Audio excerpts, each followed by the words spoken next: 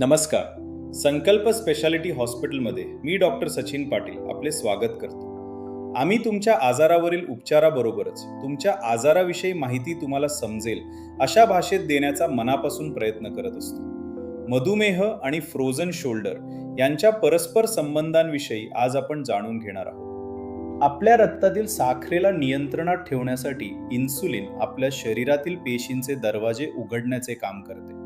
त्यामुळे रक्तातील जास्त झालेली साखर पेशींमध्ये साठविली जाते. मधुमेहात ती चावी एकतर हरवते किंवा पेशींच्या दरवाजात बिघाड झालेला असतो. त्यामुळे साखर तुमच्या रक्तातच राहते आणि पर्यायाने मधुमेहाशी संबंधित कॉम्प्लिकेशन्स होतात. खूप काळ रक्तात साखरेचे प्रमाण जास्त राहिल्यास साखरेचे अणू शरीरातील पेशींना जाऊन चिकटतात.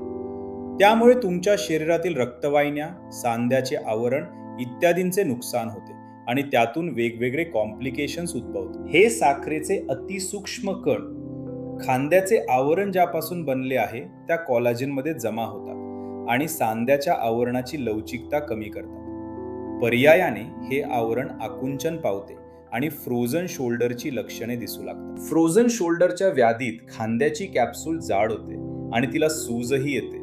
त्यामुळे तीव्र वेदना होतात आणि खांद्याची हालचालही कमी होते.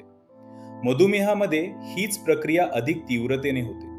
खरं तर मधुमेहाच्या 5 रुग्णांमागे एकाला फ्रोझन शोल्डरचा त्रास नक्की होतो. तसेच अशा रुग्णांना फ्रोझन शोल्डरमधून बरे होण्यास वेळही जास्त लागतो. फ्रोझन शोल्डरचा त्रास मधुमेहाच्या रुग्णांमध्ये दोन्ही खांद्यांमध्ये होऊ शकतो.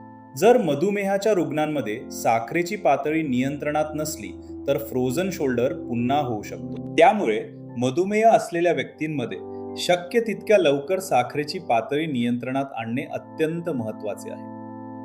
खरं तर तुमची साखर नियंत्रणात ठेवणे हेच उपचाराचे पहिले पाऊल आहे.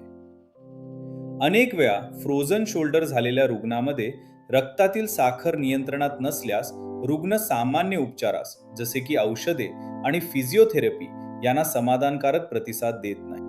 मधुमेह आणि फ्रोझन शोल्डर यांच्या परस्पर संबंधाची माहिती घेणे चांगल्या आरोग्याची पहिली पायरी आहे. जर तुम्हाला खांद्याचा कुठलाही त्रास असेल तर लक्षात ठेवा, आम्ही तुमच्या सेवेसाठी कायम तत्पर आहोत.